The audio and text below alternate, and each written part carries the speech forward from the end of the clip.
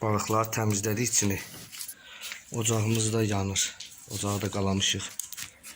İndi bunun da üstünü qoyaq. Tavanı qoyaq. Üstünə də yağ tökək biraz. Semska yağından tökək.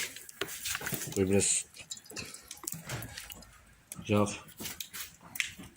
yağımız qızsın. Ona qədər tökək, qoy çox olsun. Yağımız qızana qədər biz bu balıqları duzlayaq, istiyotlayaq.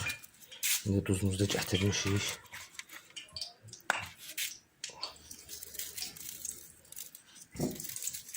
Duzlayaq üstlərini.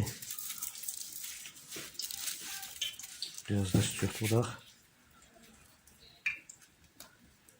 Bunları İçini zat təmizlədik, üstünü zat təmizlədik. Ömründən tutduğumuz balıqları təzə-təzə pişirək geçsin.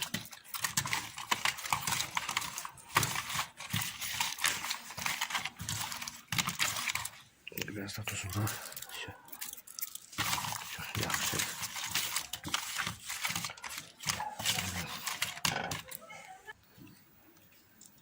İndi götürək balıqlarımızı.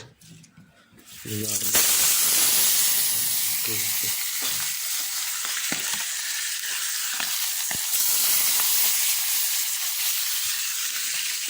Balıqlardan götürək də.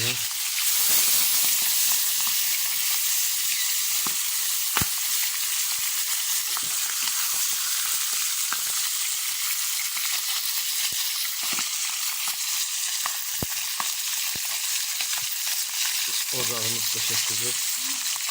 Qoydular. Yaxşı qızarsın burada. Bunları da qoyaq belə qanada. Balıqlarımızı bunları da qırarıq.